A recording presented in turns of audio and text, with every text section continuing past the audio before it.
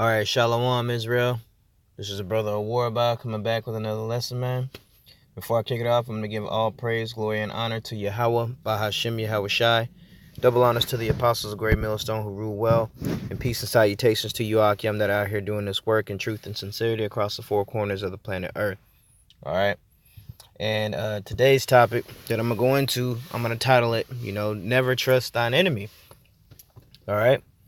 Because, our people, you so-called Negroes, Latinos, and Native Americans, who are, I say so-called because you are the true children of Israel, man. You're the true sons of Israel, okay? The Lord's chosen people, all right? But the so-called white man or the Edomite, a white man who is known as the biblical Edomite in the scriptures, they have actually placed these bywords upon you and giving you those names, okay, as they have done everything else. But my topic today is basically about you trusting in so-called white people, man, Edomites and these other nations.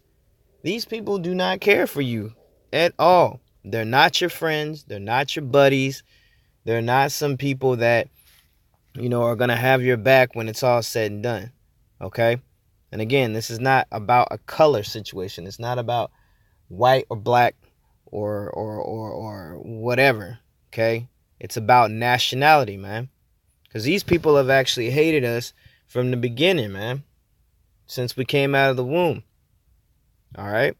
We got scriptures for days on that. But we're going to stay steady the course with the topic at hand, man. Because week in and week out, you have, Jake, you so-called Negroes, Latinos, and Native Americans, man, trusting in the oppressor and trusting in the enemy, man. Okay? When this guy hates you to the core and always have. All right? So without further ado, let's go to work.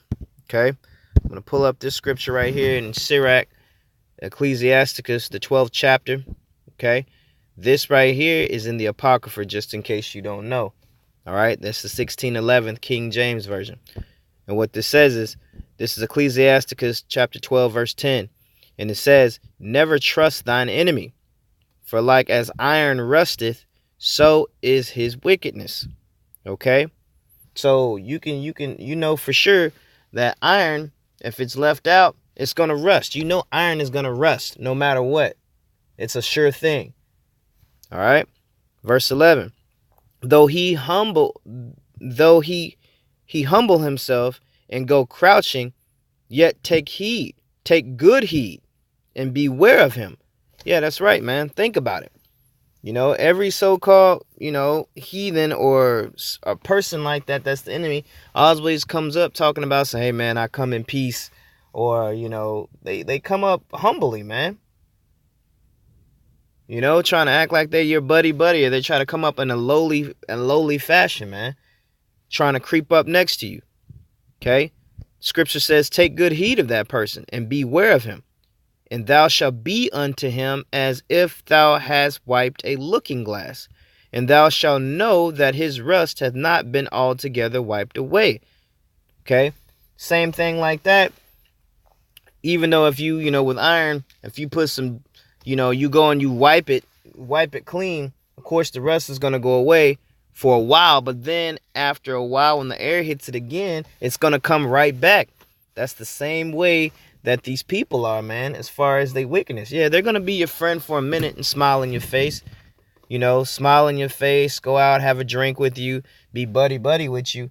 But when it's all said and done, man, they still hate you. They're still going to go back behind your back and call you nigger, call you spick, call you Uncle Tomahawk, call you whatever, all kinds of names, and still treat you like shit and try to kill you, man, or try to take your position or take what you have because they envy you, man. They'll try to use you. All right? They'll use your strength, they'll use your smarts. And then at the end of the day, what are you going to get for it, man? A kick in the ass. All right? Let's continue. This is verse 12. Set him not by thee, lest when he hath overthrown thee, he stand up in thy place. That's right, man. He'll take your spot. He's going to try to be you. Look exactly what he did, man.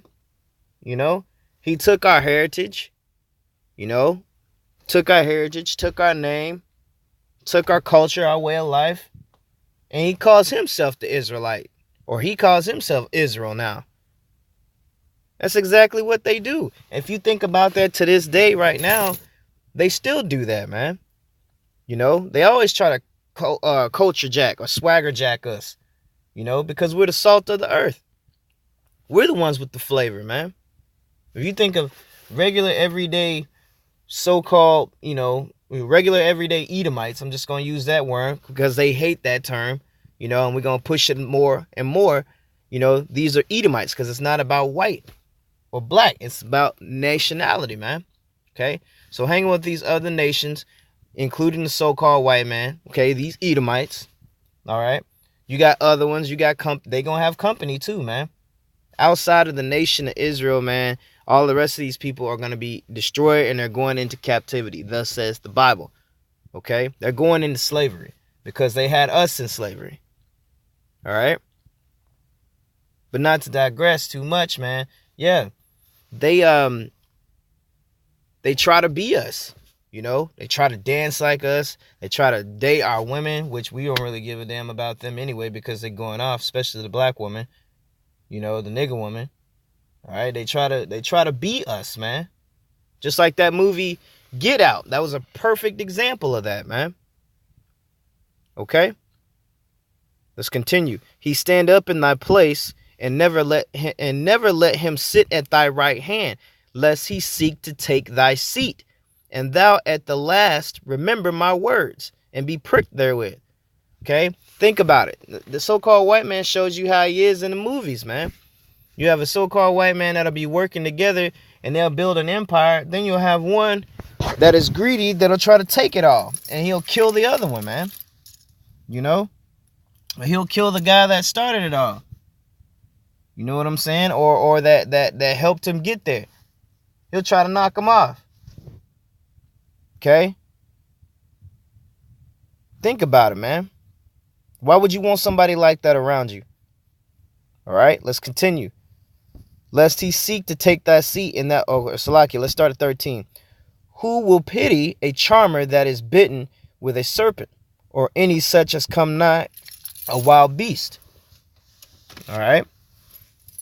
So one that goeth to a sinner and is defiled with him in his sins, who will pity? For he will, for while he will abide with thee. But Salakia, let's start over. This is Sirach chapter 12, verse 15. For a while he will abide with thee, but if thou begin to fall, he will not tarry. Yeah, man, that dude'll leave you hanging, man. How many people y'all know that are like that, man, have done you like that? Minute they're gonna act like they're your homie, they're your buddies, but then when you go through something or you get in a hardship, they gone, ain't nowhere to be found. Like if somebody's rolling with you, you know, you got a white boy that's running with you, you know, so-called white man, an Edomite, rolling with you. You know what I'm saying? And you get jumped. That nigga gonna take off running. Leave you by yourself. Verse 16, an enemy speaketh sweetly with his lips, but in his heart he imagineth how to throw thee into a pit. Okay? He will weep with his eyes, but if he find opportunity, he will not be satisfied with blood. That's right, man. He always constantly thinking about a way to get over on you so-called Negroes, Latinos, and Native Americans, man. Whether it be in wages, where you working for him, finds a way to try to get over on you. You know what I'm saying? Or if you got him next to you, man, and he in your household, this type of guy will screw your wife, man. He'll try to take your family, you know, and cast you out, and talk to the woman and have her put you on child support, man. That's the type of guy this person is, man. Okay? Verse 16, the enemy speaketh sweetly with his lips, but in his heart he imagineth how to throw thee into a pit. He will weep with his eyes, but if he find opportunity, he will not be satisfied with blood. If adversity come upon thee, thou shalt find him there first. And though he pretend to help thee, yet shall he undermine thee. That's right, man. He's always going to be the one that's going to be there to try to take you down, man. Always going to be there. You so-called Negroes, Latinos, and Native Americans need to wake up, man. These Edomites are not here for you. They don't have your back. They want to see your downfall, man. Just like they did in the ancient days where they said, raise it to the ground when they saw Jerusalem burning, man. Because they helped. All right? I got a quick scripture I'm going to get, man. This is in the book of Psalms, 83rd verse, or 83rd chapter. This is just going into history and just telling you, man, for these guys, man, they've always hated us from the beginning. Okay? And this is going to give out it's going to roll call the nations the nations that came up against us, man. Our enemies. Our enemies in the ancient time and our enemies still to this day, because ain't nothing changed, man. There ain't nothing new under the sun. This is Psalms 83, the 2nd verse.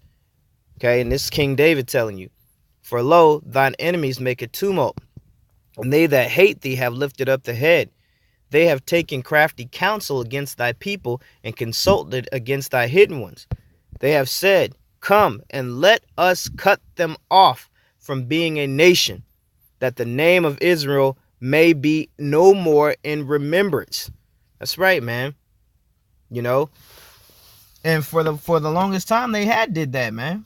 You know, they destroyed us, and then, you know, took us into slavery, changed our names, started calling us Negroes, calling us Hispanics, you know, calling us something else. They changed the names and then tried to erase the history books and burn the history books up, so where we would never be able to figure out who we were. All right? But all through your spirit, Yahweh Ba'ashem Yahweh Shai, man, the Lord has allowed us to wake up and to come into remembrance and start to know who we are, man. The Most High is a cold power, man. Okay? But that still lets you know that these people want you destroyed. Okay? Just like I said earlier, previously, these guys took our heritage, took our name, started calling themselves us. You know what I'm saying? That's just terrible. Okay? Verse 5, for they have consulted together with one consent. They are confederate against thee. Okay? The tabernacles of Edom, so-called white man, and the Ishmaelites, the Arabs, of Moab, Chinese man, and of the Hagarenes. Okay? More Africans. Okay? Gebal and Ammon, the Japanese. Okay? And Amalek, the so-called Jews, man. The Jewish, as they call it, which is not the real thing, but pertaining to. Okay? The Philistines, more Dudu-eating Africans, man. And with the inhabitants of Tyre, Ashur also is joined unto with them. Okay? More like the Assyrians. Okay? Also is joined with them. They have hope in the children of Lot, Selah. Okay? So it just goes down the list, man. It just tells you exactly who all of these people, these other nations that came up against us, that wanted us destroyed, man. And they live off of us today, man. Okay? But I don't want to make this too long. I just wanted to go into it, you know, briefly and just let you know, man. These other nations, they're not for you. They don't got your back, man. They want to see you destroyed. Still. They always wanted you back then to be destroyed, and now they still want you to be destroyed still to this day. But they just do it more in a subtle and sneaky way. So protect yourselves, Israelites. All right? So I hope this message has been edifying. You know, again, I'm going to give all praises, glory, and honor to Yahweh, Ba'ashem, Yahweh Shai, Ba'ashem, Rakal Kadash. Double honors to the apostles of Great Millstone who rule well. Peace and salutations to you, Akyam, that are out there doing this work. Shalom.